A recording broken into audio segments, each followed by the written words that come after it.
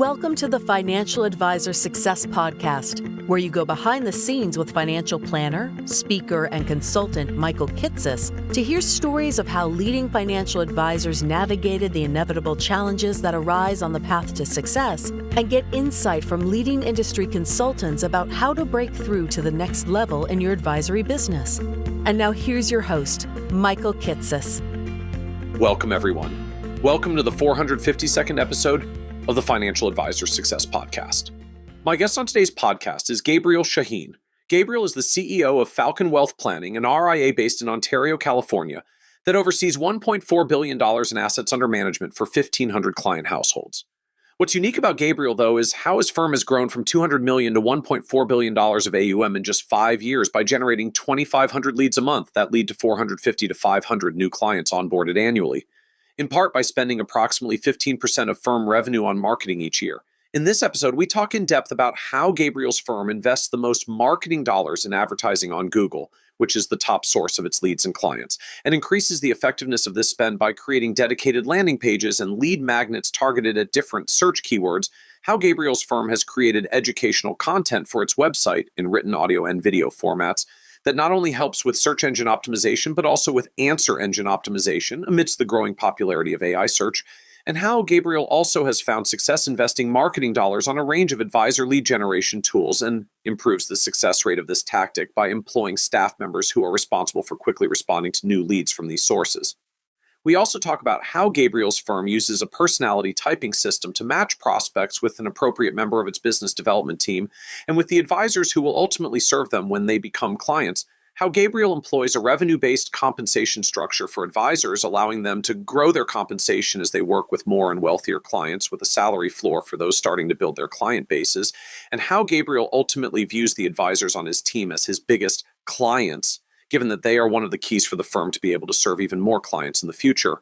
And be certain to listen to the end, where Gabriel shares why he's willing to invest in hiring and technology spending, not just based on his firm's current needs, but rather where he wants the firm to be in the future, why Gabriel's firm charges an above-average fee to its clients, starting at 2% of AUM, and only reaching 1% at approximately $3 million of AUM, based on the high level of service he believes his firm provides, particularly in helping clients find tax savings opportunities, and how Gabriel's growth over the past several years has come after building a team that can effectively attract and serve clients without him personally being at the center of these initiatives, allowing him to focus on his role leading the firm into the future. And so with that introduction, I hope you enjoy this episode of the Financial Advisor Success Podcast with Gabriel Shahin. Welcome, Gabriel Shahin, to the Financial Advisor Success Podcast. Michael, super happy to be here. Excited. Excited to have you. It's really to have you back. You are now one of our select group of two-timers who have been out for the podcast and the second time to I think really once again to talk about marketing and like what happens when you really start spending dollars on marketing and marketing that isn't just like solely reliant on you.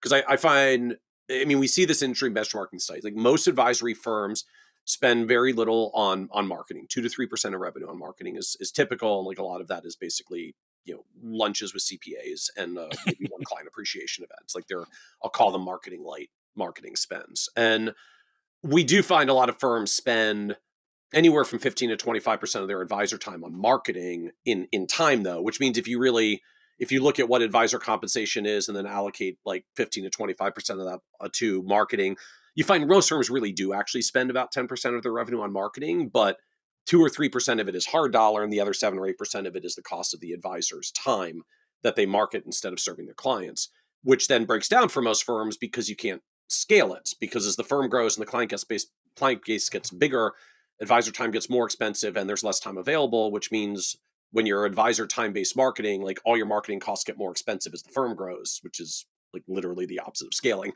And so I'm excited to have you on to talk about marketing. Because you had joined us back in 2020.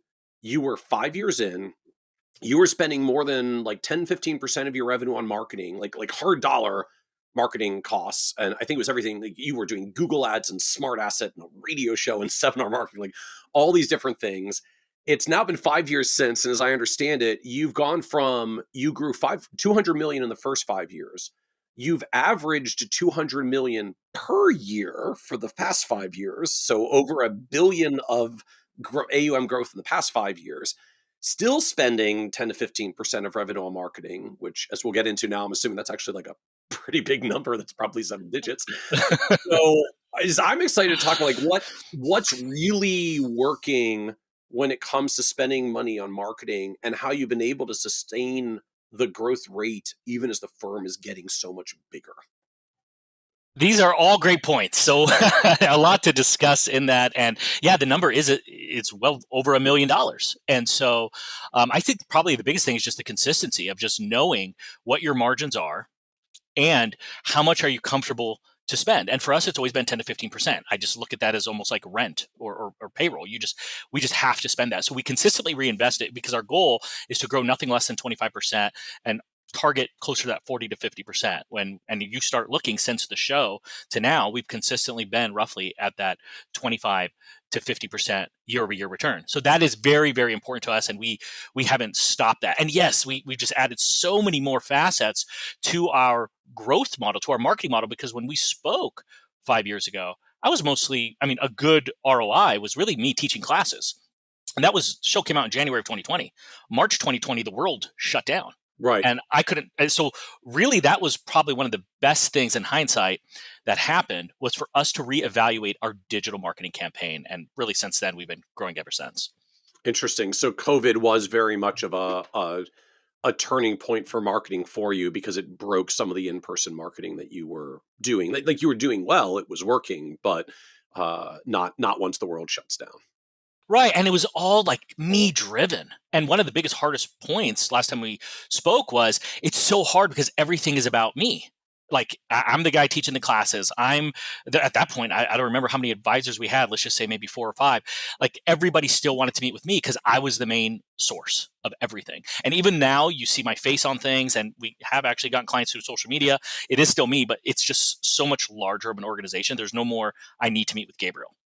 They just can tell that we're a much larger firm and it's not an issue anymore to just meet with me. So I'm actually fascinated with this, but because you changed something about the marketing or the messaging, or there's just something about the size and I don't know, the gravitas of the firm that prospects just sort of get that like they're not literally going to get Gabriel. This is a big firm with lots of advisors. Yes, I would say a little of everything.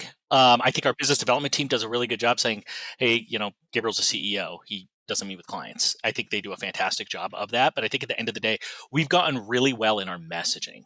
Like one of our advisors will be reaching out to you. Hey, we're in multiple states. Hey, we are able to service nationwide. And so I think they just, the way we message, the way we market, and truly just the expectation setting is huge. And that was, as I was on the show with you, just kind of still fighting through passing over clients and just rehearing that show not too long ago. It's just funny how we've evolved. It was one of the most excruciating things to pass over clients when I realized it was probably more me than my team alone, but that's really helped. So did something change for you that made it easier to pass along clients? If you're saying like some of it maybe was you and not just the client and not just the clients willing to move. Yeah, I think I don't know if humbling is the right word, but I think everybody has this sense of, oh, they can't live without me. When in reality, another advisor that's capable can do a really fine job without you. Like you could be, I'm sorry, Gabe, but you could be replaced. And I'm not trying to say advisors can be replaced. And we have fantastic team members. Nobody wants to turn over with their advisor. I completely understand that. But the messaging of me telling my clients that, hey, I now have to run the company and not be a glorified advisor. We are growing. I'm still here. You can still call me anytime you need.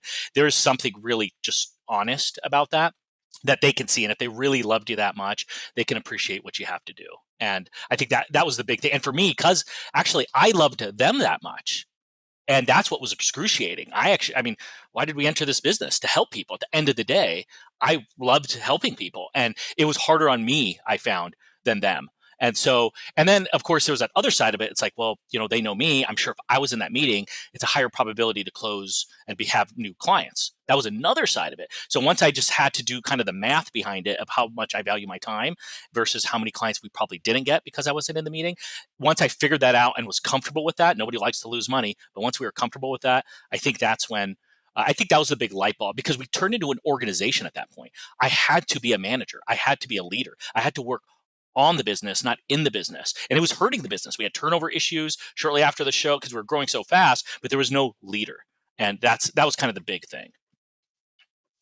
So I'm fascinated by this dynamic with the prospects as well, right? So I mean, almost all of us by definition start out in a founder-led growth model, right? Like hang my shingle, have an advisory firm, am the only person, go get clients. If I can get enough to survive, I get to keep this advisory business and run it. So like we all live founder-led growth if we start our firms.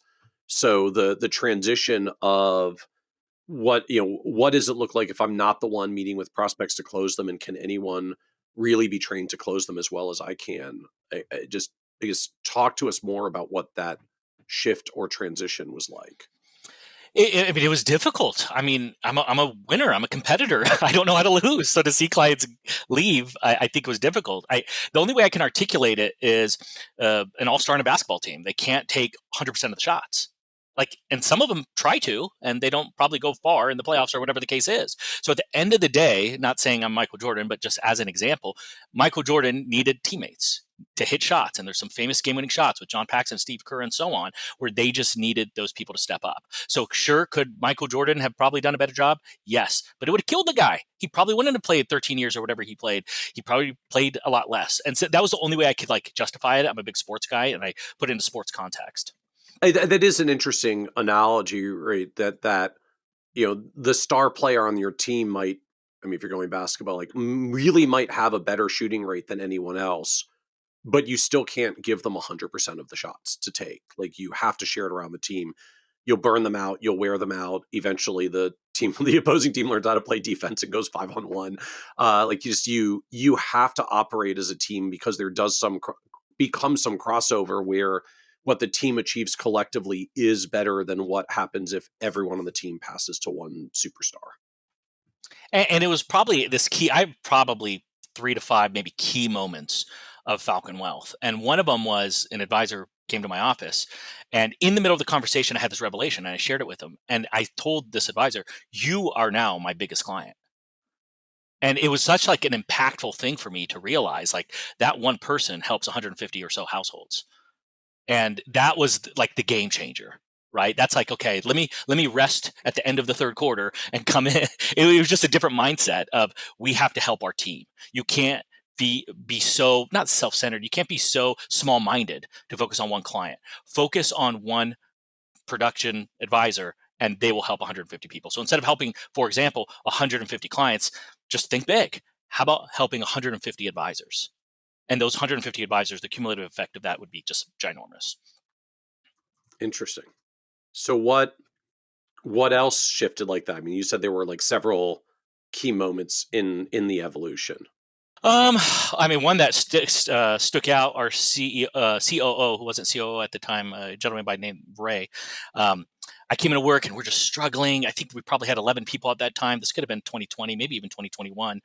And we're just always just behind the 8 ball. I don't know. We're just always we always felt like we're just always needing to hire somebody, whatever the case is. Our mind just wasn't there. I walked in the office one day. He goes, "Gabriel, I figured out what the problem is." And we were probably at, let's just say, 350 million at the time. He goes, "We're already $1 billion firm."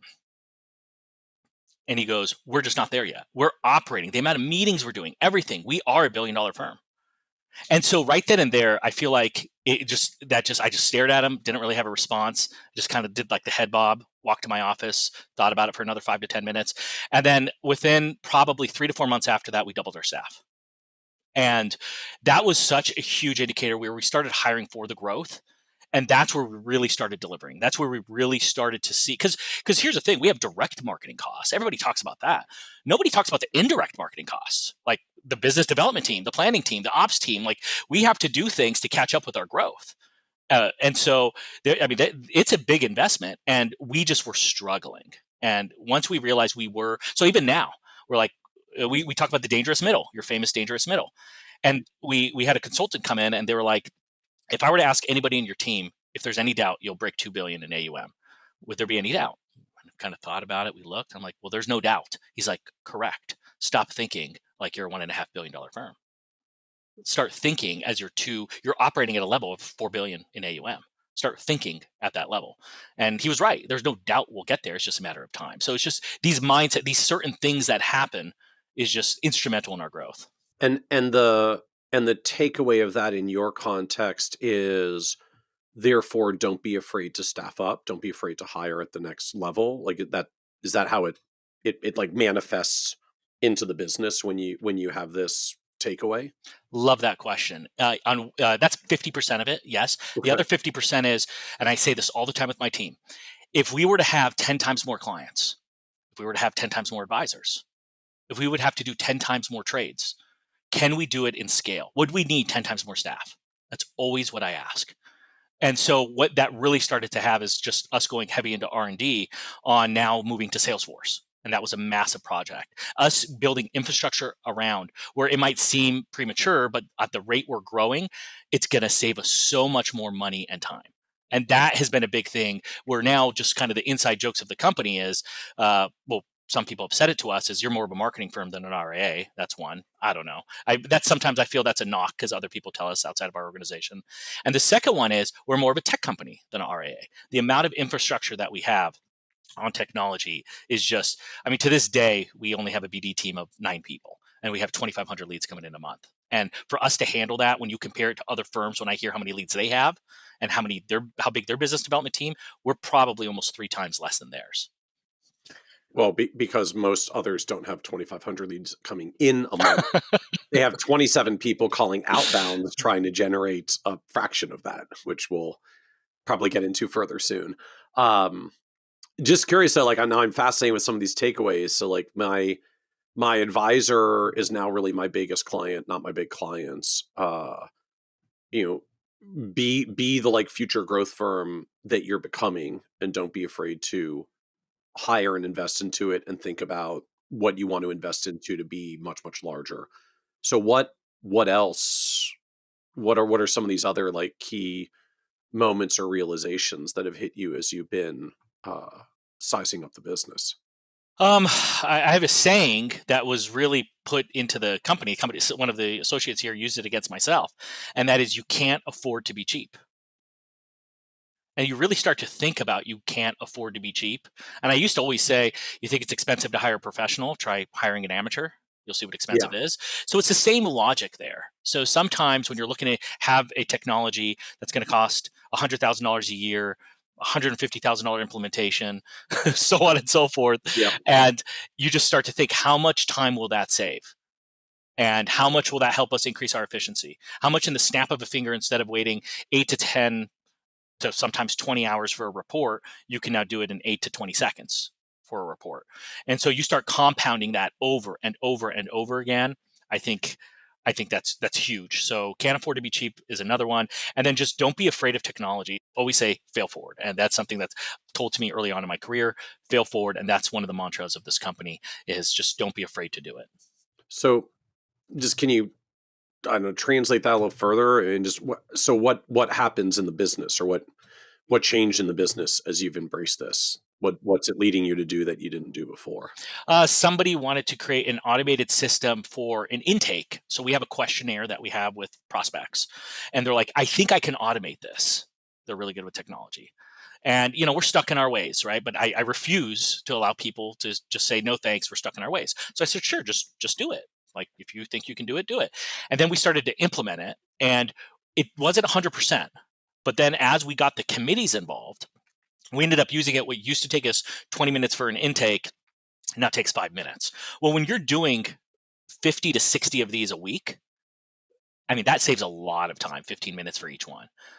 And so that's one big aspect. And also utilizing Zapier, just automation. Hey, can we automate this?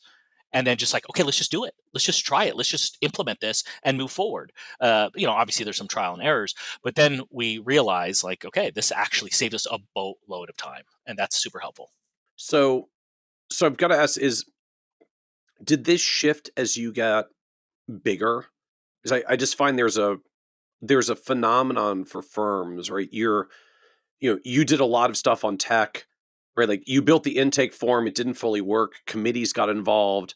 Some of us small firm entrepreneur folks are like rolling our eyes at the sound that committees got involved. First, that there's a committee, and second, that there's more than one. You pluralized that, right? Like committees got involved, but now a 20-minute intake takes 5, and you have dozens of intakes per week. So that's like a bajillion hours through the year, right? Like the math adds up really quickly.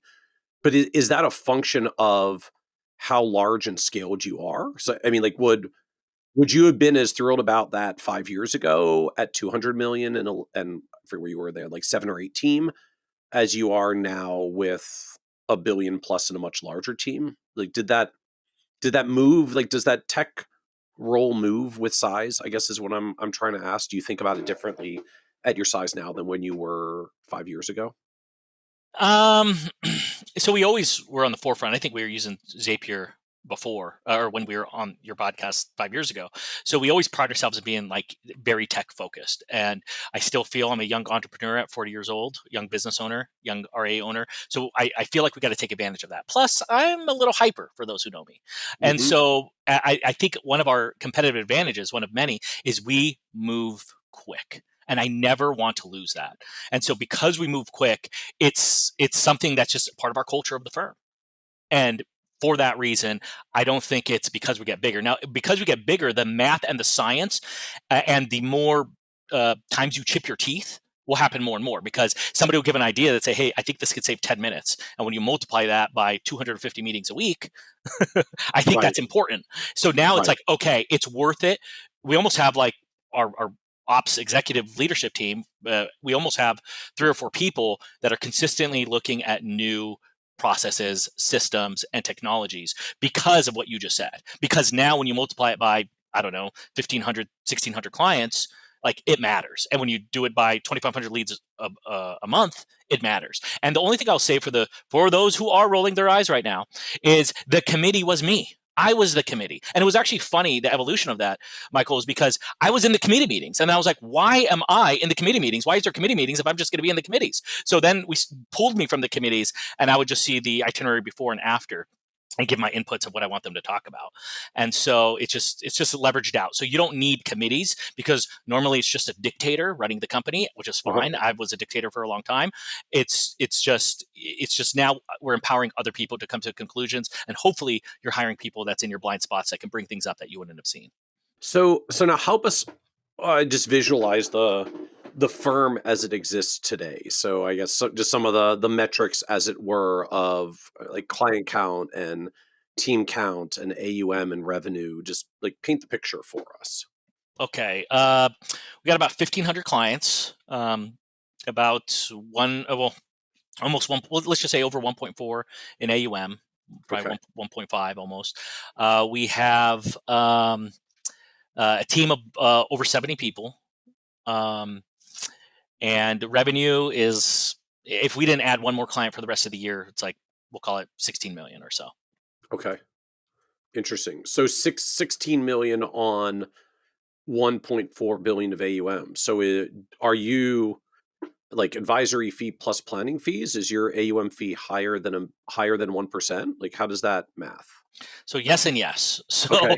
we have planning fees that are about $1 million, we'll call it. We also have tax revenue. We'll call it like maybe 600,000 plus. Okay. So I'm including that in there. Okay. Sure. Sure. And then because a lot of that is actually Falcon Wealth Planning sponsored as well, so it's going from one hand to another. So, um, but and then we have um, the AUM is over 1%. So a firm like us, like a true wealth management tax planning firm, should probably have minimums of close to like $1 to $2 million. And we've seen a lot of people that have done that, which makes sense. For me, I don't know. I'm just weird. I feel like I can help everybody. It's a kryptonite for me. But so what I said was, why don't I just make my fees higher? So for people under clients under 250,000 or 350,000, we charge 2%. And Okay. so where other firms that are maybe on a referral network on $1 million client at 1%, they're probably lucky to clear, we'll call it 6 to 7,000 of revenue, where we are happy with a 350,000 client because that makes 7,000 of revenue. So we just wanted to make it worth our while, and they didn't balk at it. When you are offering just supreme value and service, then when you're saving somebody so much on taxes and so on, then they're happy to pay that fee. So I'm fascinated. So how does the advisory fee scale as you're over 350? I guess does it jump way down from there, or is it still steadily graduated down and you blend out higher than 1% for a while? Yeah, that's a good question. So, it goes, there's breakpoints at 500, 750, a million, but to keep it simple, like $1 million client is a little less than 1.5%. $2 million clients like 1.3, and then $3 million, it starts to get closer to that 1% mark. And then we're pretty conservative, like 10 million, they're probably no more than 75 bips. And it just gets higher. Half of 50 bips at 20 million, probably around there. Do you have is your fee schedule like cliffs? If you get to $351,000, the whole fee notch is lower, or is it more? It's like tax brackets, it's graduated rates. Like you fill the lower bucket at the higher rate, and then the next bucket at lower, and the next bucket at lower. Totally. Yeah. It's the latter for sure. Okay. So Okay. so a $500,000 client might be 9,000 in revenue. It won't be Okay. just, 1.5%, which at Okay. 7,500. Yeah. Okay. And so I guess I've just got to ask again. So in the so-called like everyone charges 1% air quotes. So fee schedule that starts at $2 million clients that are still 1.4 and change, like not a problem. Not a like fee, I don't know, fee competition, fee sensitivity. Like there's so much discussion about it. So I'm always fascinated by someone's like chugging right along, adding several $100 million a year. It's like, yeah, our fee schedule starts at 2% and things are going fine. Yet again, if you're offering a supreme value, it's almost like people are comfortable to pay for the same steak you can get at a Costco, a prime steak. You're comfortable paying 5 to 10 times more at a Ruth Chris or some of these other fancy spots. It's the same. So it's the perceived value. So, Yeah. or some people just want to get full. Forget it. Give me beef at McDonald's, Yeah. at the value menu. So to me, in our brain, it's the same logic, which is why our sales process is a lot longer than other firms, because there's just so much more we have to go into, especially when we're doing tax planning. Because for us, if we can't save them, we have a tough time quoting them. Okay. So tax planning is just a big hook for you in practice. Which is why in 2018, why we built the tax division, is just some of the accountants we found. There's two types of accountants: ones that were humble and say, "Oh, these are great strategies." The other side of it was, "No, it's not my idea, so it's a bad idea." And so we don't want to butt heads with accountants, so we just said, "Okay, instead of fighting, we're just gonna now compete with you." So then break down for us a little bit further the 70 people on the team. It just like departmentally or structure wise. We don't have to. I'm not going to challenge you to name all 70 people or anything. Uh, Like paint the org chart for me a little bit, or the okay, departmental structure. we got 5 C level with myself, COO, CMO, CCO, CFO, like the normal stuff. Wait, just Um, no. I want to understand those seats. So what's at the C level for you? So CEO is you. Yes. Then we What? have a chief operating officer, chief Okay. marketing officer, chief compliance officer, and chief financial officer. Okay. Chief financial officer. So all right. So help me understand a little bit more I guess like what the roles are responsible for, what departments roll up to them. I'm pretty clear what rolls up to chief compliance officer, but help me understand the rest here. Chief operating officer has a team of, they pretty much handle the ops side, and they Okay. handle and CEO, I guess you could say, handles the advisory side. But essentially, Okay. for the COO, we have about 7 people in operations. Compliance is more billing. There's 2 people in billing. For the chief compliance officer, but the COO is still involved in that. We got 5 people in the training department, so that's COO again. We got 9 people in business development. That's on the sales side. We have 6 people on the administration side, just miscellaneous roles, if you will. Just it could be executive assistants, it could be office managers, it could be director of Right. educations. We have 20 advisors, 6 people in the tax team, 5 people in the planning team, and then we have just interns that kind of float around. Marketing team, we have 6 people as well in the marketing team. So, but the advisor breakdown is we have 2 managing directors. So these are just kind of the leaders. Everybody rolls up to those two. Okay. 3 regional directors, 13 advisors, and 2 associate planners. Um, so associate planners help the advisors. The RDs kind of very similar to the Fisher model. If you want to, they're the ones who probably 60% of the leads go to those 3 people. And then once they become clients, they hand them over to people to complete the financial plan. Um, and that model has worked out pretty well. All right, wait. Help me understand that a little bit more. Like the levels of managing director, regional director, advisors, associates, and like who gets what, how you allocate lead flow, how you manage new clients and ongoing service. Okay, so the managing directors, they're just the managers. They do still have some clients, but they're the managers.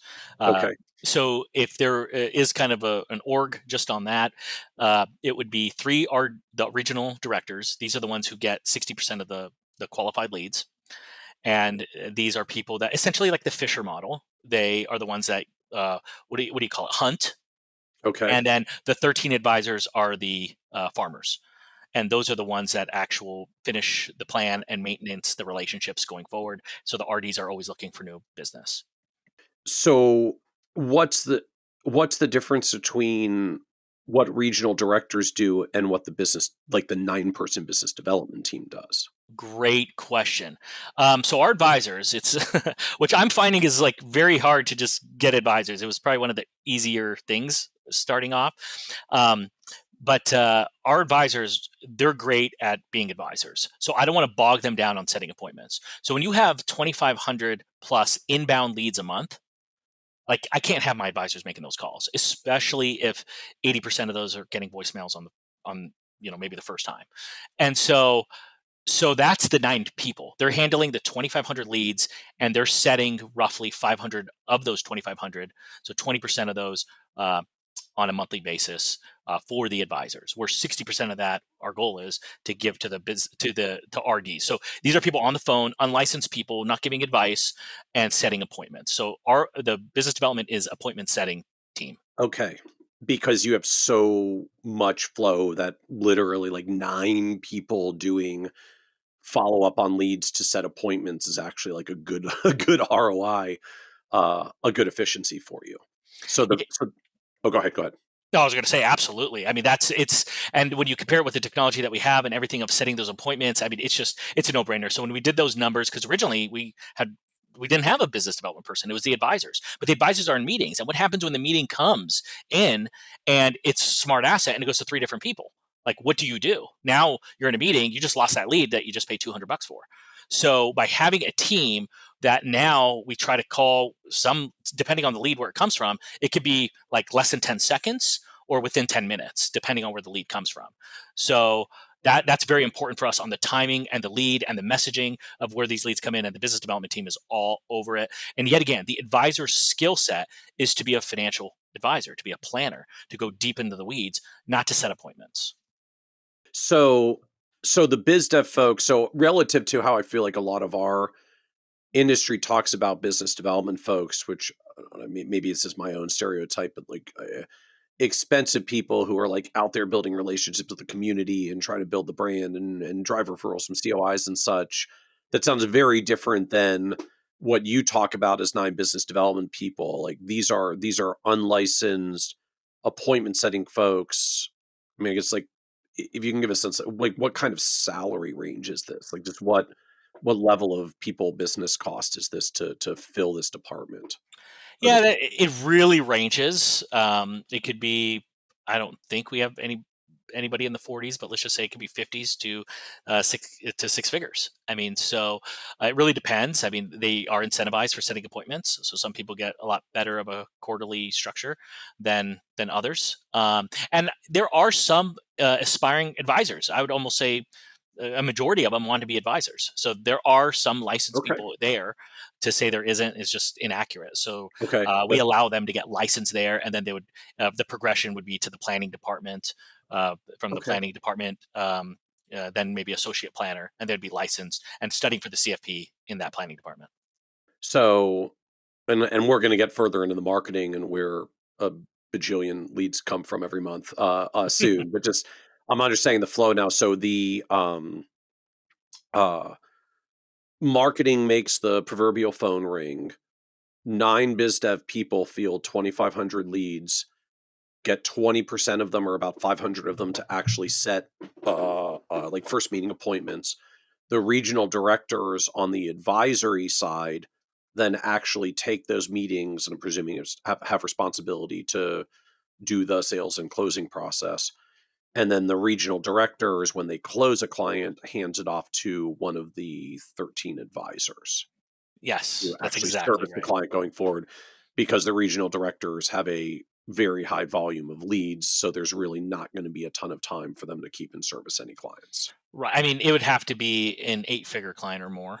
And we make it up to them. We're not going to tell them what to do, but it's in their best interest to pass off as much as they can because the comp structure is just better. Okay.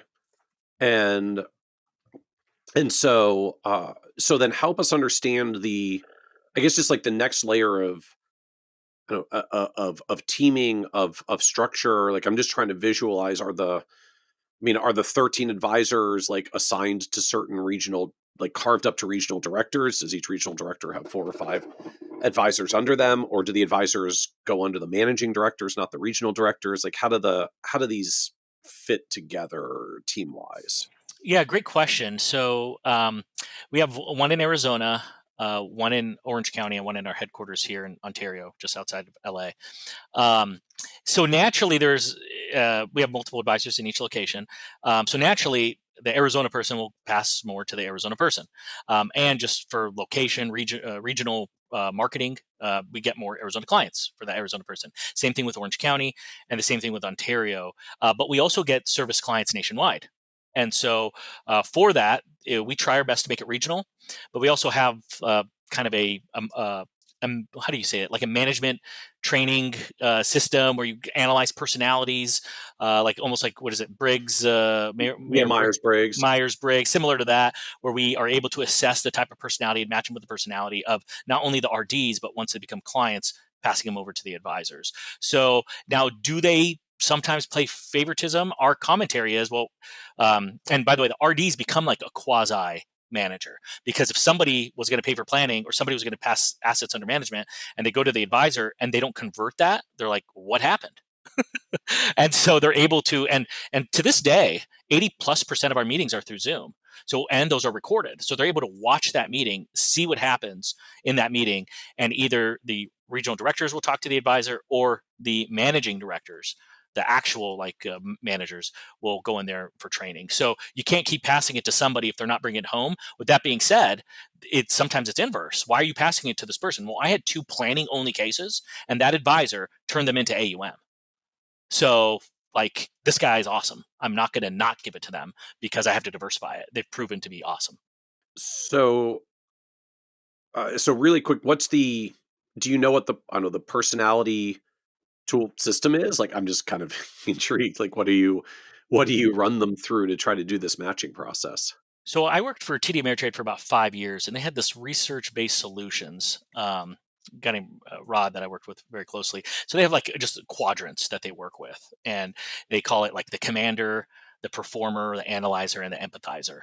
And so it always stuck with me from TD Ameritrade, and that really helped me in my sales skills, people skills, marriage skills. So Yeah. just in general, and I just remember working here, and it was like in 2020 where we're like, you know what? I still use that to this day. Maybe we should, or somebody brought it up to me, Kevin, one of the managing directors, said we should look to incorporate that. That was an awesome tool, easy to manage around, and we have a universal way of talking. And so we said, okay. So we've been using them since then, and they've been really good partners. The vendor that does it? It's called research. I'm going to call it based solutions. I think research based solutions. I could share their Okay. information with you, and you can post it. Okay, sure. So for folks that are listening, this is episode 452. So if you go to kitces.com/452, we'll have a link out to the assessment tool, folks, if you're curious to try this out. So the idea, Gabriel, and I guess is just you match personality styles to advisor styles, like commander style clients get commander style advisors because they'll sync up well. Yeah, that's exactly right. And same thing with performer. And it's sometimes it's just self awareness because our firm just being like the good guys. Unfortunately, we have a lot of empathizers. Empathizers have a tough time with commanders. Well, I do really well with commanders, and so does other people in the. Typically, those commanders are CEOs and things like that, business owners. So it starts with the business development team, the biz dev, and it goes to the regional directors, and it goes to the advisors. So sometimes it's not so much perfect match. It's, hey, you have to pick up your energy here. You can't just be soft spoken person, or hey, this person you got to calm down because if you start steamrolling them, or hey, this person is more logic driven versus rapport driven. They don't care about your family. They don't care about your dog. They don't care about anything. Just get to the data or you're going to lose them. And so there is some, for us, there's some positive things that really helps us in our sales psychology. So now, if I can ask, like, how does compensation work for you guys? I'm hearing in particular all this routing of who gets which clients, and RDs kind of have some apparent incentive or desire to get their clients to advisors who get the business done and win the clients and retain the clients. So how does compensation work in this structure where you're feeding them leads, but they still have to close, and there's layers of who closes and who services? So we have a grid. We have a grid model. And so, for example, it could be like 250,000 to 500,000, 500,000 to 750, 750, and they get paid per. But let's just keep it real. Like, what does that come out to? It comes out to about 15 to 20% of revenue. That's just what it comes out to. Okay. So simple as that. But here's the problem of doing that. It's if somebody's making a salary of 100 grand, let's just say, to keep it simple, it could take them 2 years, 3 years before they ever see a raise. And so, because we have it overtaking the salary, it's not plus salary. So, if they're managing a book of, let's just call it 2 million in revenue, that could be $300,000 salary, and so that's what their pay would be. Okay. And so, it wouldn't be 100 grand plus 300. So, Okay. so that's a very important distinction. And so, with that, because it could take a while before that, that it goes over, it could take maybe a year and a half, 2 years. We've implemented just 25 client tranches. After 25 clients, depending, what I did share, there's actually a distinction between relationship manager and financial planner. One has over 5 years of experience, gets higher clients, and one has less than 5 years of experience. And so they just get like less than 500,000. The financial planners get over 500,000. And so they'll get raises of roughly 5,000 on the relationship manager every 25 clients, or 10,000 on the financial planner side. That way they do feel they Okay. are growing. So versus waiting 2 years for a raise. But nominally, just you're effectively getting paid 15 to 20% of your revenue, and you've got 100K salary base until you earn your revenue high enough that you just get your revenue. So you don't have to start at zero while we fill you up. We'll eat the difference and try to fill you up quickly, because at that point it's in our interests. Absolutely, and it is. I mean, the salaries. It's more than 100, but we'll just say that for the simplicity of it. Yeah, they're starting closer to 120 and up these days, depending on experience. Okay. And just at that level, uh so they still have to do the final close of the client, but it's served up to them until eventually they hit capacity, and then they just, air quotes, like, they just have to be an awesome advisor to these clients going forward. Yes, and we are. It's funny, as we have more advisors that are getting full. Um, we are now creating separate KPIs for, as we have quarterly recognition events now and so on. But we are saying, okay, you have to get still new assets, referrals, and retention. So we're just building that out because they're living a happy life, but they kind of go like appreciated, but a little ignored. We don't really care for their PTO. I mean, we have some people that, as long as their clients are happy and they have a protocol in place when they're gone, dare I say, it's Yeah. almost like unlimited PTO. Like, who Yeah. cares? You're a business owner. Yeah. Retain your clients, you're comped on your client revenue, so retain your revenue and do that by whatever time allocations work for you. Totally. So yeah, so we're very loose on that. But at the end of the day, we're happy with our model. It's taken us a while to do it. We got a lot of consulting on it, and we feel it's fairly competitive because it's still the same as it was 5 years ago and since inception. The advisor's best use of their time is in a meeting. So they're going into that meeting from one right to another, and everything is prepped for them.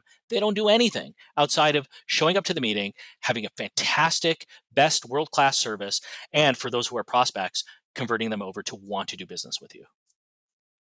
And it's plug and play for them because you've got the service, the support team, and the rest of the folks that it takes to queue up all the things they need so that they can just walk into their meetings and do what they need to do. Totally. Yeah, I mean, it sounds crazy or simple, but I just thought, what firm would I want to work for? Like, what would I, Gabriel, as CEO, be comfortable to work for another company and give my career to? And that's how we built it. Like, I don't care for paperwork. I don't care for data entry. I don't care for anything. What I love is meeting with clients and helping people. So let's maximize that. And that's how we're able to hire some really good people. So how do you think about client capacity? Like, where do they fill up? I mean, realistically, I mean, industry studies show about that 150, and I do think that's true, especially a firm like us that does so much planning and tax planning and so on. With that being said, we have advisors at 200, maybe closer to 250 even, and these are hyper personalities. Maybe somebody like myself, like where they can multitask.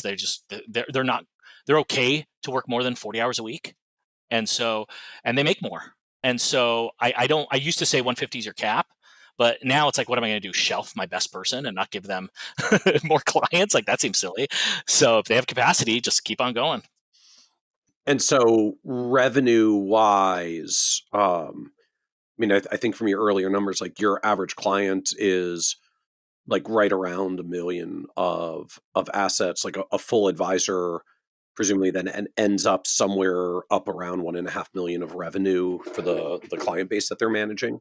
Yeah, it's a great question. It ranges between Sure. no, because you got to think our fee schedule. If we just were to say 1 million, it's at 1.5. So we're really talking 2 million. And Right. and then some of these, especially as you get to 130, 150 clients, we're going to give you $5, $10 million clients. Sure, the Right. average fee will be less, but now that, it might Right. be Right. But just 75 bips. the total dollars go higher. Yep. Totally. So I would say probably just 2 million is that mark. Like the goal is if you're bringing in 2 million for the firm between all our costs, the marketing costs, the cost to build the book, and if they're paying 300, that still leaves even after marketing, hopefully about a 20 to 25% margin Okay. for the firm, And is which that how you is think about it? Like we're investing heavily into marketing, but we want to try to maintain at least a 20 to 25% margin. yeah, yeah, totally. It's like the way I look at it, hey, advisors, we're almost 50-50 partners here. If I'm making Yeah. 20 to 25, you're making 15 to 20. Yeah. Like you shouldn't be upset. Like, I mean, and they normally Yeah. get Yeah. that, and so because they see how much we spend, they see how hard we work, Yep. and we treat them very fair. Well, And and just so, see they get their books filled up to potentially make 300 plus of income in a world where uh, a lot of advisors cap out at 300 of gross revenue, have their expenses come off of that, and had to hunt all of it themselves over 15 years. Like to me, it's an amazing career proposition for the folks that don't necessarily want to go out there and hunt and build all their own books from scratch, and like, just want to get to be great advisors for clients that come to them.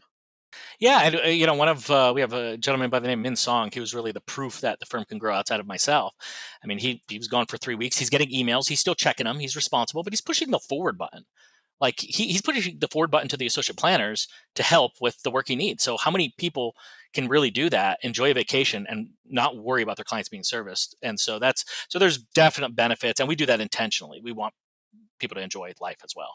So, how does support team work for these advisors? Like, are there paraplanners, are there associates, are there like admin, CS, like client service administrator, CSA folks supporting them? Are they using central resources or team resources? Like, how do you build support structure around them to be this productive?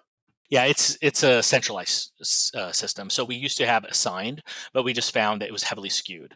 Like the certain advisors just use them way more than others. We tried even thinking about last names, like how about M through Z and A through M. Like let's have them go to these people. But yet again, it was heavily skewed. So what worked out really well, and which just naturally happens with that department, is like, oh yeah, I remember these people. I'm going to call them. And so that's worked really really well. Now associate planners will do unique things that advisors may do, like rollover calls and things like that, or just helping facilitate an estate planner introduction or researching an estate planner that we need to use. And so that's like the associate planners, like more advisory stuff. But then we still have the departments, centralized ops, trading, planning. All the associate planners came from the planning department. So they're updating the plans. They are, uploading paperwork that we need. So they're really able to utilize just multiple departments. So how many people are in centralized planning? How many people are in centralized admin operation support? Okay, so ops, we have 7 people for operations. Okay, We have the tax department at 6, so that really helps for like tax projections and so on. right. We have 5 people in planning. We were really able to uh, just streamline that, automate that, where that department used to have maybe 8 people, now it's 5, and so we feel really happy about that. Trading department, right, for cashiering and stuff like that, where one person is just the cashiering person of the trading. They also do trading. So we have and just rescheduling appointments. We have admin people to help with reschedules, so the advisors do not have to deal with it. And depending on where they are, if it's a review meeting, that's a whole different than someone who didn't even show up for a first initial meeting. That's a 2 different groups who would set that appointment.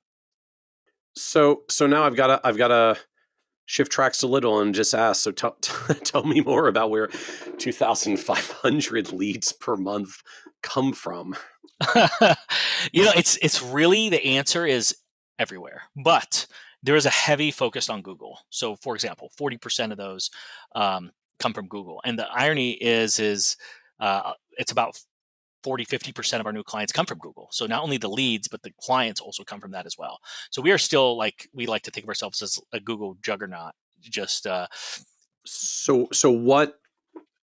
You don't have to totally give away the secret sauce or anything, but like, just what does that mean? Come from Google? So when I say Google, there's a lot of different pieces to Google. So for example, for those who understand digital marketing, like there's Performance Max campaign, they call them PMax campaigns. We have like multiple different, like over a dozen PMax campaigns. We have 9 different search campaigns targeting just new markets. We have retargeting, which people who catch us on social media, Instagram, Facebook, LinkedIn. But the main source of when I say Google is downloadables. They're just downloading, very similar to Fisher Investments. Here are the 9 great tricks to saving taxes this year, or, whatever it may be. Or here is the 100 best financial planning techniques, or what you should be doing. So a lot of it's based on downloadables. Okay, so you create like a lead magnet style downloadable if they're Googling for whatever, tax savings in 2025, they may come to your downloadable, or you're paying Google ads to put your downloadable in front of them. They click the ad link, they see the downloadable, they think it's compelling enough to hand over their email address in exchange for the downloadable, and they are now a lead that your biz dev team is going to follow up on. Yes, and we have probably 3 to 5 of those, and some of those are getting well over 100 downloads a month. So, so those are really good for us. Yet again, very similar to Fisher. If there is a firm similar to Fisher, it would probably be us. And so that's very helpful. And then just the classic, like financial planner. I need a financial planner, or whatever it is. And here's the thing, SEO is a big thing. We all know what SEO is. But what we really started to do earlier this year, as we figured with the AI, is we started doing AEO. So we started learning about answer engine optimization. So much so, where one of our managing directors, Kevin, he typed in best financial advisory firm in Orange County. And sure enough, we popped up as one of the top 5 that was out there. And we take great pride in that, as we have hundreds and hundreds, over 300 pages, or close to 300 pages of pages that are just data, information.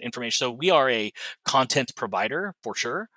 And that has really helped just with our search, because, and the one thing that I really did different from 5 years ago to now was me, Gabriel himself, having a presence. Like before, it was like, well, I don't want it to be Gabriel Wealth Management, it's Falcon Wealth Planning. And so now it's just me being out there has also helped, because I'm able to put my name behind Falcon Wealth and just be on, whether it's just podcasts, whether it's articles, whether it's new.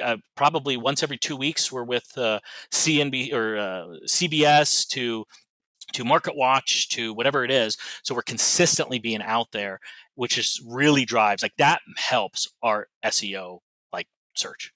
So when you talk about, like, there are hundreds of pages that have data that are helping to drive AI overviews to highlight you. Just can you explain more what that means? I mean, is that data like articles and data things you're publishing on your website, on a blog? That's your existence out in the general internet ecosystem? Like what is it you're doing that's driving those kinds of outcomes?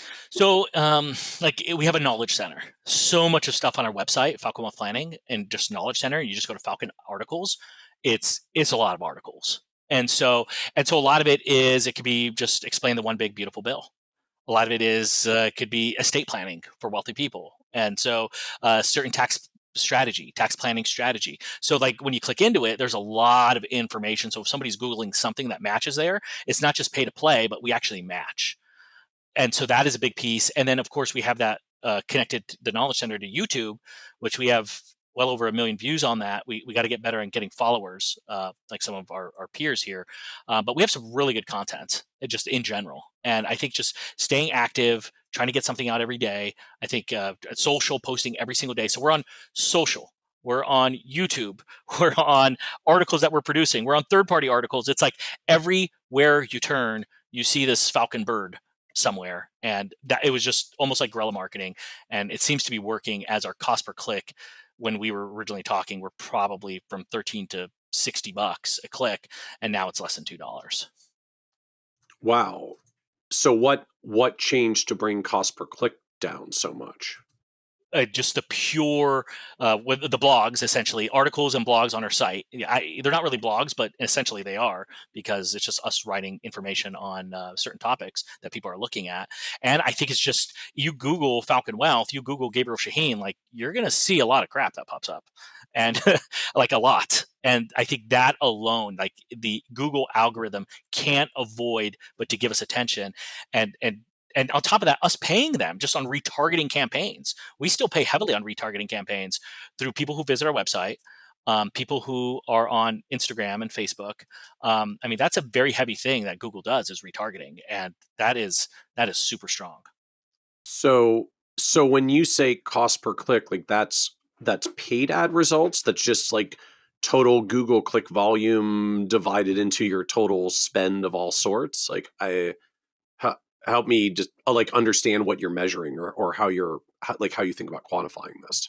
Impressions are free, but impressions do matter, and seeing what the click rate through is, and then they compare us to peer groups to see how we're doing, and it seems like we're doing really, really well. So yes, it is actual paid clicks to drive to landing pages that are customized based on what they're looking at. So that's part of the reasons that we have 300 plus or however many pages on our site, because depending on what they're googling, depending on what they click on, is the landing page they will receive. So there are And, multiple different landing pages. and then so you pay some AdWords spend to try to get people to the page. They get to the page, it's a landing page with the lead magnets. They enter their information, uh, and now they've converted. And then once they've entered their information converted, you don't even like, I guess you don't even just start drip marketing on them. You start following up with them more proactively to see if they want to schedule an appointment. Yes, absolutely. Especially when they fill that out. I mean, 100%. So so I understand the Google emphasis. So what else is heavy marketing channel for you? Gosh, probably like Smart Asset, Nerd Wallet, Ramsey, Financial HQ, Advisor.com, Wiser Advisor, Zoe. Like, I mean, Or literally anybody you who markets us, we do it. you do all of those? Oh yeah, why not? All right, wait. So what's the list again? So Smart Asset, Ramsey Smart Investor, Advisor HQ, Zoe, Yeah, Nerd Wallet, Nord Wallet. Advisor.com, Okay. Wiser Advisor. I mean, that's enough. That doesn't include like LinkedIn and Instagram. Now, LinkedIn, we don't pay for anything actually, and so we've even thought about that, just advertising. But we have a pretty strong following on that, and I'm shocked with the amount of messages just that people are reaching out wanting help. Like they like our messaging, and so that's been very helpful. So so take me back a moment for just the paid lead gen side. So can I ask, I mean, like how much are you spending there? What do you get in terms of results? How do you even like math or quantify the results? That's I feel like yeah. this has been a somewhat controversial space. Like there are uh, folks who swear by these platforms and others who swear at these platforms about lead quality. So as someone who is like just bought all of them, I'm fascinated by like what you're doing, what you spend, what kind of outcomes you see, how you evaluate these. There's some good ones and there's some bad ones. I'm gonna gosh, I mean, I do business with some of these, like, and some I do a lot of business with. Um, so it's hard to say negative things about them as I'm still doing business, and some of them I know they're CEOs. So Understood. there Can you at least there understand like just what's I don't know, what's getting more of the dollars and flow from them. smart asset is solid. I mean, if you have a good team, if you're a one man shop, you're going to struggle. You just are.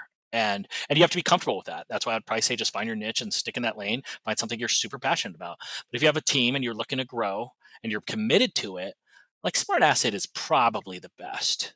And Interesting. and so Because Zoe is they yeah. really have the volume. It's not a terribly high conversion rate, but when you have a 9-person biz dev team, they just play the numbers game until it comes in. Yeah, I mean it's about a 1-to-1 spend. And what do I mean by that? You spend $10,000 a year, so let's just say 800 a month. You'll probably get 10,000 of annualized revenue. So just for a normal Okay. person, that's $1 million client for every Okay. $10,000 spend. And you kind of see there's firms out there that spent 10 million and brought in $1 billion, and Yeah. we see the same thing. So for us, it's like why not do it? It's like well we are, but Well, like it's the revenue covers itself in the year and clients stay 15, 20, 30 years. Like that's a you cover the expense in year one, profit the subsequent 19 years. Like that's to me that's cash intensive, but that's still really good math in the long run for the firm at a one very to good one. math. Unlike like the Schwab and Fidelity and Zoe models, and Yeah, which I have great relationships with all of them. I use all of them. I don't get right. referrals from Fidelity and uh, Schwab just because I feel, quite frankly, it's a race to the bottom. But nonetheless, yeah, paying a one-time fee, I'll do that all day long Oh, over. You because know, Schwab, Fidelity, Zoe are rev shares. Like good news, you don't pay anything unless you get the client. Bad news, you're paying on the client for life in a rev share. You'd actually rather just stroke an upfront cash check for smart asset because if the numbers average out in the long run, one-time payment for lifetime revenue is a better deal. yes, exactly. But and there's some good ones out there. Like Nerd Wallet is also good. Financial HQ is good. Like there's some good ones out there. But at the end of the day, the other ones, Wiser Advisor can be good. It's just they're just different. Like we ask, just can we get a hold of them? Like we're not asking much. Just like can we get a hold of them? And that's even an issue with Smart Asset as well. Is just the quality of the leads. And then some of them just really struggle with integration APIs. Like, hey, we want to be able through Zapier to be able to call these people pretty quick and to send an auto email pretty quick. And some of them just have a tough time integrating. Oh, interesting. So I guess from the flip side, I mean, for all the firms out there that are trying to be proactive when a lead comes in to do a follow-up call or follow-up email with some of these, like you are literally API connected that the moment the lead triggers, your system is like firing off a follow-up literally within seconds. Um, yes, on certain leads, yes, we're getting like an email, a welcome video from me. On some of them, yes. Other, they changed this rule. I think it was January 26th of like auto dialing or TCPA or whatever they call it. So it used to be where the second comes in, like if it's smart asset, you could just call them right away. Well, those days have changed. So it got a little bit more complicated, but like through Zapier, we were able to customize it where So what it, what changed for those you who like don't you follow these rules and yeah, laws? you can't auto call them. You can't auto dial a lead that comes in. So it used to be the second it comes in, you can actually have it talk to we use Zoom phone systems, and it would automatically dial out from Zoom. That's what used to happen. And now you can't do that. We have to actually dial it. So now we just have it set up where it just loads, and our people are the ones who are actually dialing, or not dialing, pushing a button to Yeah, connect. pushing the dial this number button. Right. So we have to have Okay. humans, not automatic robo. Okay. So but it works. I mean, it's fine, especially with like a smart asset. You're going to want to get a hold of these people pretty quick. It's kind of interesting, and depending on the size of the lead that comes through, we've actually found waiting 10 minutes is actually better, um, because Okay. then you're going to have 2-3 people calling them all at once, and that pisses them off. And so some of them we have our own little internal lines that we developed to de-escalate the annoyance of multiple people calling on a lead that you just as your internet browser is still reloading the next page, your phone is ringing. Like we're trying to Right. de-escalate that annoyance. So we've talked about like Google paid lead gen from the various sources. You mentioned a little around social media and LinkedIn. So what I guess is there more there in the social media realm of what you're doing? Yeah, I want to say it's like, but we are probably converting maybe like 6 to 10 meetings a month from it. So it's not massive, but just the clients that we've gotten through YouTube, LinkedIn, and Instagram, maybe two clients or two leads. I'm not sure if they became clients on X. So I'm starting to become just a little bit more proactive on that. It's just I'm not a social media guy, so it does not come naturally at all. I can get in front of a camera and record 10 YouTubes in a 2 hour span, but just actually social media is not really good. So it is me and my team that does post on my behalf. Like, they get annoyed with me because I have to, I post what I want to say, then they clean it up, then they send it back. I'm like, well, I don't like how that sounds. That doesn't sound like me. Change, so it goes Uh-huh. back and forth a little bit. But I think, I mean, clearly it's working. I'm just a little shocked that an organic LinkedIn, like there are followers who actually care about you and are just waiting. And it's crazy. People with $2-3 million are like, yeah, I didn't think I had enough money. And so, Mhm. and that was kind of part of the thing because we do get qualified leads that do get turned off with smart asset and so on. And I remember just like 2, maybe 3 years ago, having a conversation with Bill Baccarat, and he understood. And he's kind of like a legend in the industry, Yeah. and he pretty much said a firm like you need to have a book. And that was another thing that we came out with July 1st was a book and of how the rich get richer. And we give that to prospects and just a little note in the book. We mail it out to them. And it's been about like a few weeks and it's been working. Like people thank us. It's just a different touch. And especially when it's an actual book, I think Yep. we went through Forbes on it, which I think was just a genius idea. I think that was super smart. So Bill Baccarat obviously is smart for a reason, a legend for a reason. But I think Yep. depending on those who do a lot of leads, I think whatever you could do to enhance value, I think is huge. So the book for you is not a like we published a book because we're hoping to make the phone ring. The book for you is this is now a physical thing I can mail to prospects to like enhance our credibility and try to nudge them forward to a first meeting. So that was my original intent. Yes, the latter. That Okay. was exactly like, hey, let's make this book as cheap as possible, as fast as possible, just so we can make it as a lead magnet because it's a really Okay. nice gesture. Then we went through Forbes, like, listen, this is actually a really good book. Like, this could help outside people actually want to work with you. So it's really cool seeing a bunch of people tag me in social media saying thank you for the book, reaching out to our firm we hit #1 bestseller in like 8 or 10 categories. And so like that was humbling. That was shocking. And I know our marketing team really marketed that, but it was super cool to see. Like I did not ever imagine that. And what's the book? Like just what's the actual topic and title and focus of the book? It's literally how the rich get richer. Okay. There you go. Ultimate guide to building wealth, like how the rich get richer. Like that's of course people come up to me and make comments. Okay, well, I missed the first book of how to actually get rich, so Yeah, I'm yeah, getting yeah. a lot of those. But I mean, really, people get what I was meaning is, hey, let's learn from smart people what they've done, and being in the industry 20 years and helping a lot of people, there's a thing or two I've learned from my clients that are in that book. So what else in terms of I don't know, just like channels for you? Like we've talked Google, paid lead gen, social media, books. Are there other marketing channels or are these like the main things? Um, I mean, those are our referrals are still a big part of our business. Not a big part of like the leads that we get in, not a big part of the 2,500, but still a big part of the actual new clients that we get. So we're still probably about 50% Google, 20% referrals of actual new business, and the remaining probably 30%, 35% is through everything that I said, LinkedIn, Smart Asset, Wiser Advisor, all those things. Is the other 20. And so how does that align relative to marketing spend? Yeah, great question, right? So like last year we probably did about let's just call it 13 million in revenue. And we spent about 1.8 million in direct marketing costs.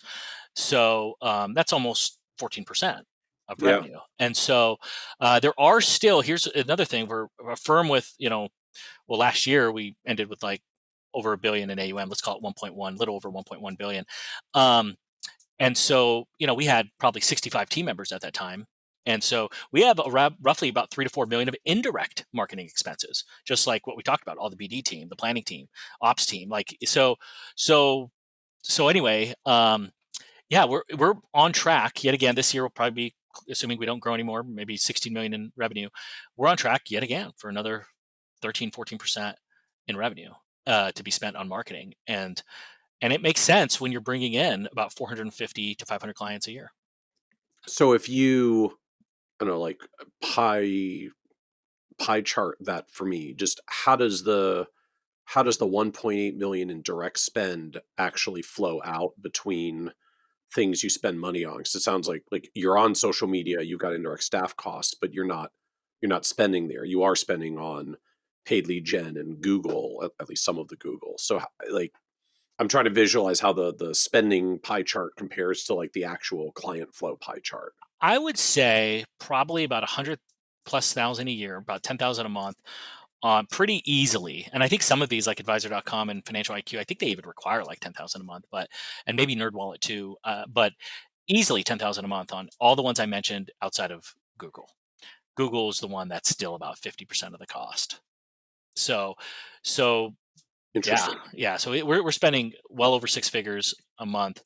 I shouldn't say that. Google is interesting. Their Yeah. stock is down for a reason. Like they have problems with their algorithm. There's something they're more focusing too much on AI, and it's really messing up the flow and the leads and so on. So Yep. so let's just ignore their. But normally it could be as much as 100,000 a month on Google recently. There's months it's been 20,000. There's been just because it's like, okay, we're used to. Let me just put it like this: $100,000 of spend. We can get 60% of that with only like 25,000 of spend. Like they've gone, like something's wrong with Google. Like they don't even know what's wrong with them. So like, because we're testing them out, like we have people on our team, that's all they do when you're spending Yeah. that much. So I'll say that again, we can spend 100,000 a month. Let's just keep it simple for 100 leads. Just keeping it very simple, 100,000 a month for 100 leads, or we can spend 25,000 a month for 60 leads. Like something's wrong with them, but in a normal situation, let's just say 50% and maybe 10% on everything else, roughly. Okay. So Google still remains the thrust here. It's the biggest portion of the spend and the biggest portion of the client flow. And just Google for you is, as I guess, as contrasted with some others where maybe we write a blog article on our website and hope we get traffic and hope they check us out. Your version is like, no. I've made a landing page with the lead magnet. If they Google around that topic, they're not just getting a miscellaneous blog post. They're getting a landing page with the lead magnet that's inviting them to share information in exchange for that. And if we get the information, we actually proactively go out to them with our biz dev team and try to set the appointment. Yeah. Am I thinking about that correctly? You are. And I think one thing that I left out is inside that Google number is Facebook and Instagram. And so Okay. they are in that, but it's still well over 80% is Google of that number, which is why I just keep calling it Google. So that's just utilizing in our brain. It's utilizing a service for their search and pop-ups and impressions. Okay. So I've ignored Facebook and Instagram, but that is part of that 50%. Okay. And that probably also kicks out to about 10,000 a month on both of those. And Instagram and Facebook, I think, are like almost the same thing, but that's what it is. But I think that the issue with all that is, and where I found is, it's like, okay, I'm excited about the 500. I want to grow the 500 qualified leads, but what the hell are we doing with these 2,000 people calling us? Hey, you told me to call, and now you can't help. I think this was kind of the biggest thing. And so we have landing pages. We tried financial coaches here. We still have licensed financial coaches for people who really press us hard. But like, there's a reason our industry doesn't do that. It's not, you don't make money doing that. It's literally, we call it our good deed. Well, it used to be the week. Now it's good deed of the day. So we have landing pages truly for unqualified people. And it's also just, I've actually working with a guy named Yaroslav who actually who created Calendly and Parent Square and a few of these other monster billion-dollar companies. And we worked on this Zelf kind of Zelf app, Zelf planning, and essentially designed for 18 to 42, maybe 52-year-olds. Could even be older, but I always say everybody needs a financial plan. Not everybody can afford a financial planner. And so the idea is like some people just need to ask the question, what do I do about my student loans? What do I do? Can I afford to buy a house? Can I afford to get married? Can I have afford to have kids? What is the ramifications of that? What should I be doing? So it's literally just with very little to no CFP interaction, human interaction, just to answer those questions. So I feel like really partnered with a good partner there. And, that's hopefully coming out later on this year. So wait, so what is this? So it's called Zelf, and Yes. it's like a DIY financial planning thing. Yes, it's a DIY. So it's like Zelf, like Zelda and Wealth. We're going to make them like quests. What quests do you have? The Okay. quest may be, like I said, I want to buy a house. Well, we'll ask the questions: how much you make, how much are you saving in all the vehicles, what are your expenses, how much you pay for rent. So it's smart enough to say, like, okay, you need this much down, whether it's 3.5% or 20% or whatever, and then you can. This is what would be the cost, but then we factor in potential tax benefits and principal buy down and equity building, and you can afford to do this. And so it's just. And then here's the cool part, which is yet again, I envisioned this as I was obsessing about these 2,000 plus people that we sometimes can't help.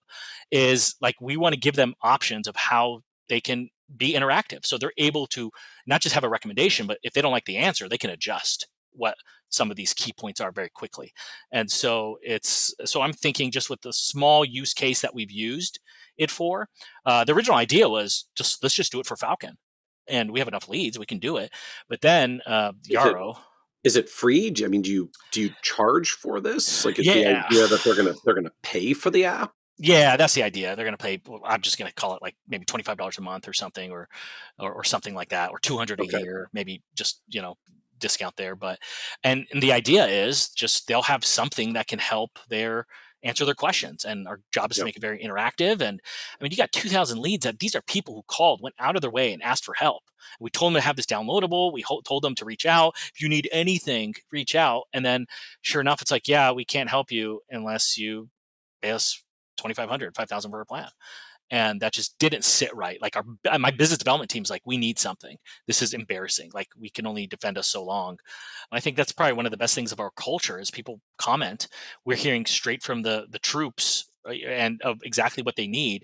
And just like the advisors, hey, you want us to do more, help us more. And we're able to build amazing careers for them, more time in their day, and just it just validates the culture as we see people had an idea that now we've invested so much time in this idea to come to life. It's just they're going to want to use it, and we've done that with technology, tech stack, and so on, where it's just it's we call it the Falcon family for a reason, and we would have never have done this if it wasn't for our business development team. And one of my brothers on the team named Earl, he's just like, hey, we got to do something to help these people, and that became a really big focus. So are there like other paths for you now going forward, and how do we monetize leads that we otherwise can't convert into the core business? Yes, I mean, we built tax based on that logic, and we realized through just some just great people in marketing space, let alone in industry, like Gabriel, you do know you built like this incubator here, where if you wanted to create a mortgage company, create a mortgage company. Like, why aren't you doing estate planning? Have an estate planner on staff. Like, you can really build this out in multiple ways. So yeah, we do have a bigger vision here, but I like to say if you're a jack of all, you're a master of none. So I really have to make sure we get the right people that takes ownership, Yeah. that wants to be that master, and where our advisors are trying to learn like 500 different strategies, because just because you can do something doesn't mean you should do something. So what surprised you the most about this, I guess, this stage of the growth journey over the past 5 years is, I mean, just like the numbers to me still blow me away. You were 200 million in the first 5 years, and you've averaged 200 million per year since then. I realize it's compounding, it's not linear, so it wasn't perfectly that pattern, but just like that, I don't know, just like that notch, that like entire notch up in the growth trajectory. Like I don't know, just what surprised you the most about this stage of growth in the business? I would say just finding great talent. And I think I made a lot of mistakes early on, just hiring people too young without experience with great personalities and thinking they can just do it. But there's a lot of knowledge that's needed to do what we do and to say it and portray it with confidence. So finding great talent was just extremely difficult. It continues to be one of the hardest things that we do, which is why we wanted to have a competitive pay structure for that, and why we're looking at Right. equity structures for the team and for these revenue generating individuals. So the probably the surprise part is, I mean, also just the growth. I mean, just how much we're spending. It's crazy. I mean, started in 2015. It took 2.5 years to get to 100 million, with like 92 million of that was new business. I started the firm with, or excuse me, 8 clients at 5 million in management. Then, like you said, in 2020, it was actually end of 2019, early 2020, we hit 200 million. And then COVID happened. We dropped to 150. And then like 2022 hit, we hit 500 million. And then middle of last year, we hit, a billion. And so it's just interesting just how much easier that next 100 million is. And it just gets, as these numbers get larger and larger, and that's my thing. I want to maintain that 25 to 50% growth. So just our biggest thing right now is just finding the best talent. That's what surprised me. I just thought there was a bunch, and it's very naive of me to think that. So, as strange sounds, so it really is hard to find people who simply want to come in and make several $100,000 to serve clients that you give them. Yeah, I mean, it's a good, there's a certain personality for it, because we still help people that don't have money if there's an appointment set. Like, this business Right. development team doesn't always know what's a great Right. prospect. Right. Right. So Right. what are you going to do? Just like kick him to the curb? Like, that's not our culture. So, what was the low point in this stage of the journey? The low point. Probably just the amount of reinvestment it continued to take. Like, it took me really 3 years to really start making real money. I mean, real money we'll use loosely. And then just consistent reinvestment. I mean, there's quarters where it's just like, man, there's no more left, net profits left over. We got paid 2 million and we spent 2.1 that quarter.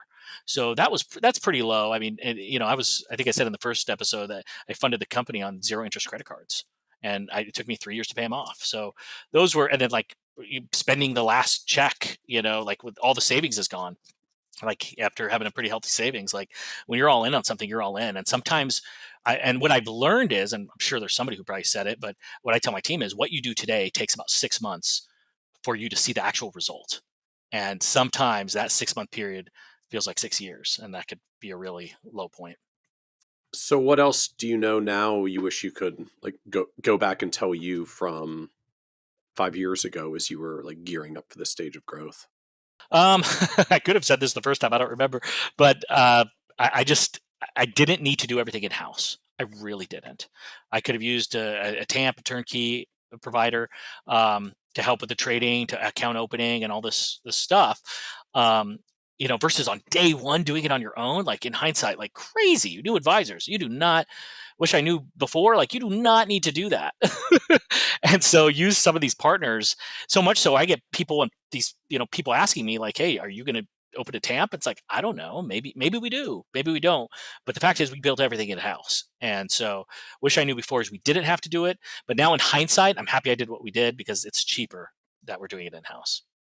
At this size and scale, like at the billion plus level, Totally. or all along, you think it would have been cheaper? I think now I'm feeling pretty good, because now we invested so much in technology where it's getting a little easier. I'm starting to see the economies of scale, and I'm starting to see in the projections what we're going to have, and it's going to be very fruitful. So, does that mean you like, in retrospect, you're still glad you actually did the grindy build at the beginning, or would you have like done differently? Oh yeah, Started more outsourced, but just flipped it in at some point between starting and today. totally. I would have started with a TAMP and then just build myself so I didn't have to be poor for the first 3 years of starting the company. And then from there, just slowly switch over to get your own trading team, implement it, taking it, hey, we're going to do this on our own. Then having ops, yeah, we're going to start opening on your own, and little by little, just removing yourself from the TAMP. That's what I would have done differently. If I was still, obviously I say that now at a billion, but there's how many firms are there that are a billion plus? I Right. would think less Well, than 1,000. then you don't scale past that threshold, and you just hang out with a cheaper outsource provider. Totally, exactly. So, what comes next for you guys? I mean, for us, I just hearing from consultants and people who reach out to us, people who are interested in partnering or acquiring and so on. Like, my vision is exactly what they say. It's like, you keep doing what you're doing with some minor tweaks, bring some, good leadership and executive and team members on board, and you could be the next Fisher. And so for us, it's like, that's, you don't compare yourself to anybody else, but at the same time, I know what we're doing. I know how we're growing. I know I can grow the leads still by 5x and not have diminishing returns, which is a lot of leads and a lot of AUM. So we're going to continue on this trajectory, and we're going to continue going to multiple states, and we're going to continue to service people. And the crazy thing is like I didn't realize, as people say, you're more of a tech company than RIA. Our average client for the past 2 years is 51 years old. So, and 80+% of our meetings are on Zoom. Like, there's really no boundaries to how fast we can grow, even without a physical nationwide presence. So yeah, we're just going to continue to grow. And my original logic was, let's grow and invest so much in marketing, because I think the industry is going to change where it all has to go away. And now we at least have a client base of 1,500, 2,000, 10,000 clients. We could just grow on referrals. I've always said in 3 to 5 years, I think it's going to change, and it really hasn't yet. So I'm going to continue doing this until, for whatever reason, the government says you can't do it anymore, and then grow off referrals. So, what advice would you give advisors out there who are still struggling with marketing and not getting the amazing traction you've got? Like, I don't know, what are the rest of us missing that we're we're not scaling up to the kind of volume that you've had?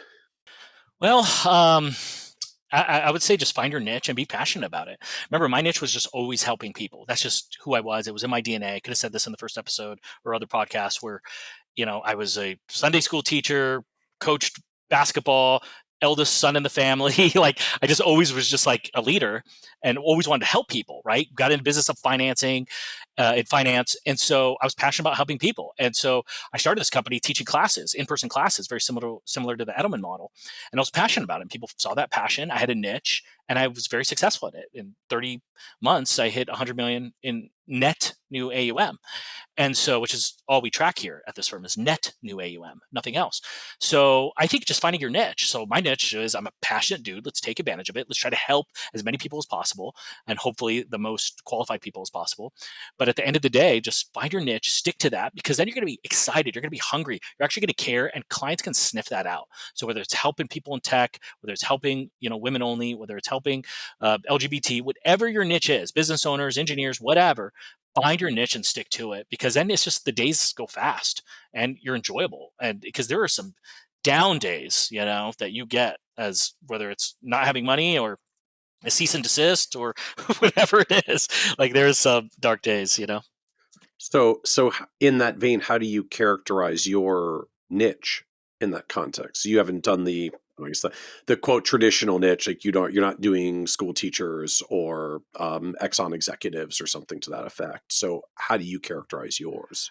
Yeah, great question. I would say business owners, analytical individuals, we'll call them engineers, and tax, just people who are in a high tax bracket. So people who feel they pay too much in taxes, that's really our leg up, because we don't really ever talk about investments.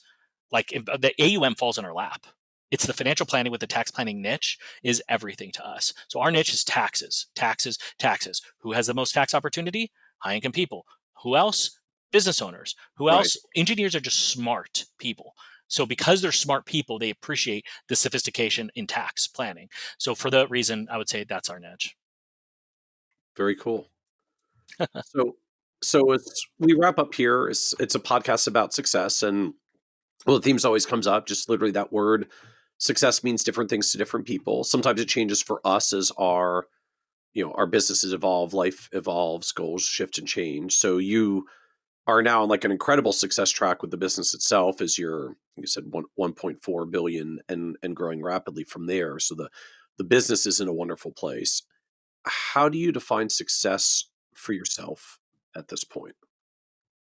I think the fact is that I'm working because I want to work, not because I have to work, was such an impactful thing in my life.